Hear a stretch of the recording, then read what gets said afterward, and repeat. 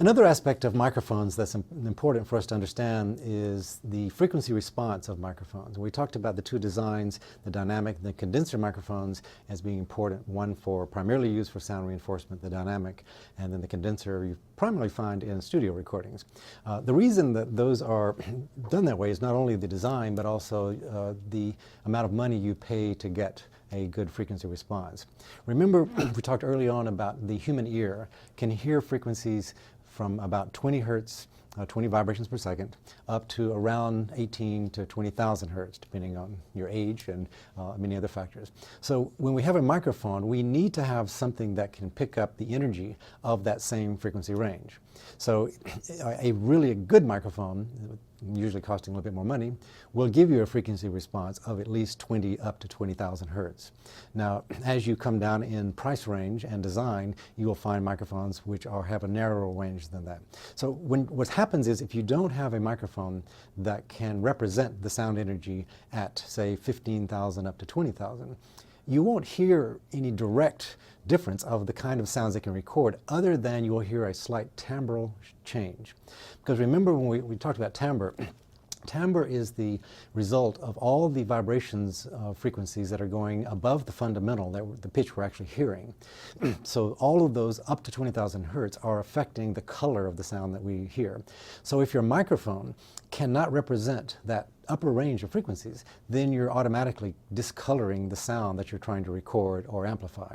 So it's important that you get as wide a frequency range as you can, and so I think that it's worth spending a little extra money to get a microphone which can give you the widest range, because then you're not limited in what you can mix with or record with. You're not dealing with a colored sound from what the original sound source is.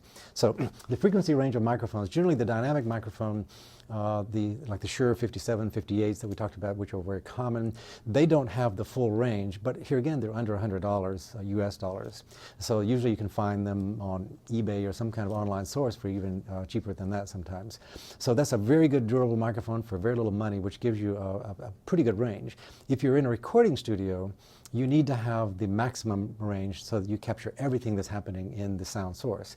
So usually you go to the condenser microphones, and in a little bit more money, you often can get a higher frequency response range from, say, 20 or 30 up to around 18,000 hertz. So if you can get in that range, then you're capturing almost everything that you would be hearing in the original sound source. And most of the microphones I have, such as this AKG C414, it has a frequency response of 20 up to 20,000.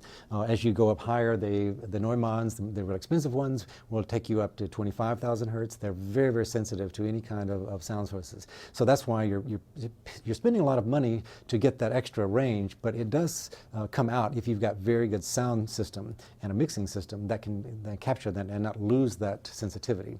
So the frequency response is a very important thing to look at when you're looking at buying a microphone. See if you can find out what range it has, because that's the most important criteria, I think, in whether you're going to be happy with the sound source. This microphone I mentioned has variable polarity patterns on it. Like a lot of good microphones, on the back of this one we see another couple of settings. But what it does, it allows me to change the sensitivity of the microphone. And we can reduce the sensitivity by, say, 10 or 20 decibels. We can also shift where that decrease in sensitivity is. Is it at 75 hertz or 150 hertz? You can specify.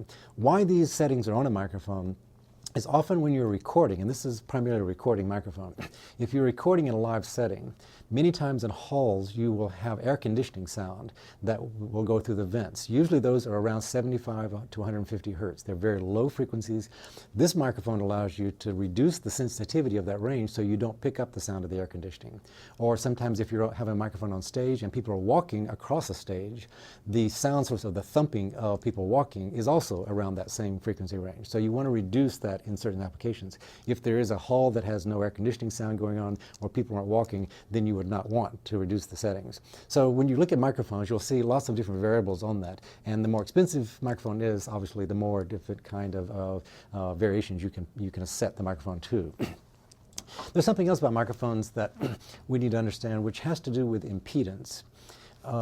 This microphone, we see, that, and we're going to get to this next, the cabling of this. There's a 3-pin connector, and this is going to be connecting to what is standardly called a microphone cable or XLR cable. And this kind of microphone cable is going to be used in most of your applications for recording and for sound reinforcement. But the amount of impedance has to do with the resistance in the electrical signal that goes out. So you can either have low resistance, which is measured in ohms, and the ohm signal is this. So if you have a low impedance, or sometimes you'll see on the side of the microphone, it'll say low Z.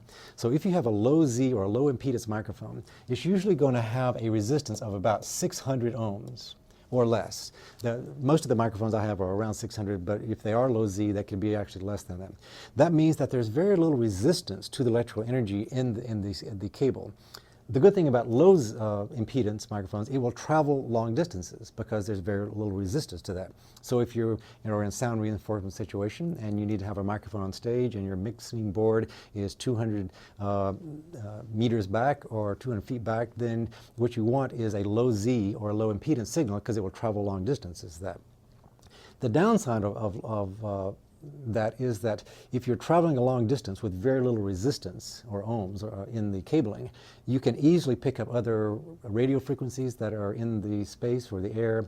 So you have to have this third pin. Because remember, we were talking about the microphones, you just need to have a positive and negative energy. So you normally only need 2 cable points to transmit the microphone information. But the reason we have this third pin is to have a shield that goes along with that we can have another signal, another ground signal that allows us to protect the other 2. So by having that second ground cable there, that allows us to run long distances and protect the signal from other external radio sources. You might have heard sometimes when you plug in some cables in your home sound system and so forth, you might hear it picking up at some radio station sometime. That's because we're not running with a protected cable.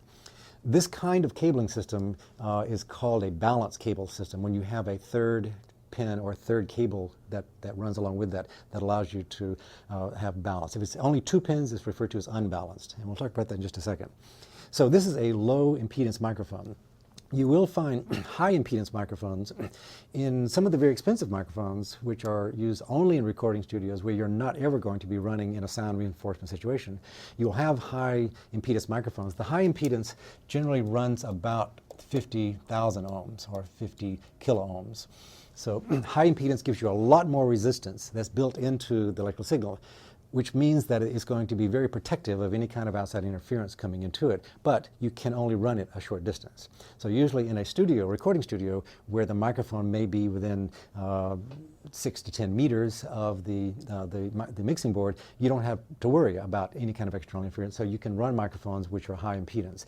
If that is the case, then you only need 2-pin connectors. You would not have this kind of connector on it. But most of the time, the microphones that I'll be demonstrating today, and probably the ones that you would be interested in, will be the low impedance, which will have the XLR or the 3-pin connector. The preceding program is copyrighted by Emory University.